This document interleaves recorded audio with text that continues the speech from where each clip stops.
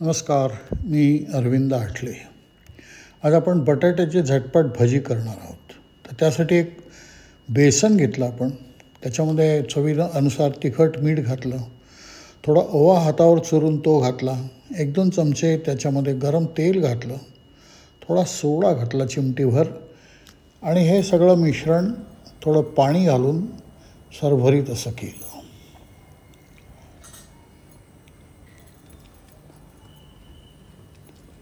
आणि त्याचवेळी एक बटाट्याचे सालं काढून त्याचे असे काप तयार केले भजीसारखे.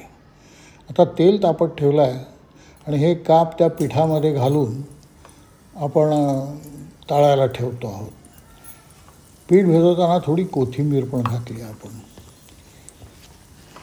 आता हे तेलात सोडल्यानंतर गरम तेलामध्ये सोडायचे. तेल गरम झाल्यानंतरच सोडायचे आणि मग ते उलटून पलटून त्याच्यावर थोडंसं तेल घालायचं चमच्यानी झाऱ्यानी, त्याची कशाला तुम्ही करत असाल. थोडं त्याच्यावर तेल सोडायचं म्हणजे ते फुगतात आणि मग सुटले चांगले, वर तरंगतात चांगले आणि मग ते उलटे पालटे करायचे. तसे होतील, दोन्ही बाजूनी ते छान तळले गेले पाहिजे.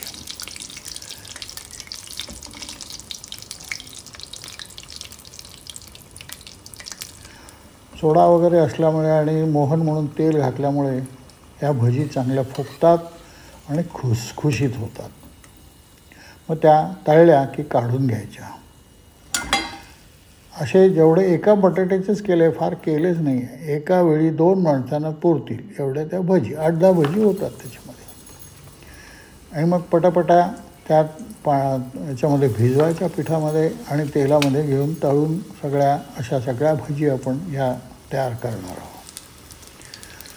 सुटसुटीत अगदी 15 मिनटात या भजी तयार होतात.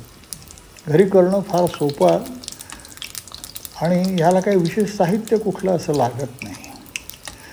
त्यामुळे आणि त्या चांगल्या तळल्या जातात, छान खुसखुशीत, अतिशय चांगल्या चवीने होतात. तिखट मीठ आपल्याला जसं कमी जास्त तिखट हवं असेल त्याप्रमाणे तिखट मीठ घालायचं.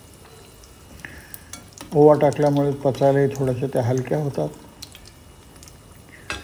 आणि छोट्या भांड्यात तळल्यामुळे तेल वाया जाण्याचा काही फार मोठा हे संबंध येत नाही. तर अशा प्रकारे या सगळ्या भजी आपण तळून घेतल्या. एका प्लेटमध्ये त्या सगळ्या काढल्या.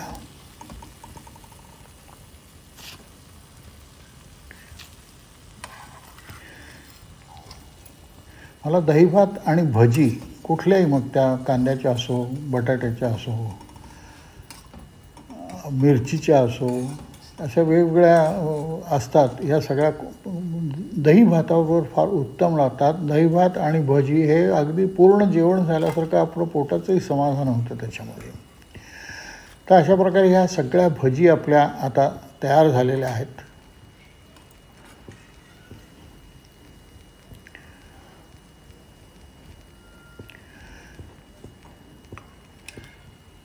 छानपैकी प्लेट घ्या, प्लेटमध्ये त्या ठेवा.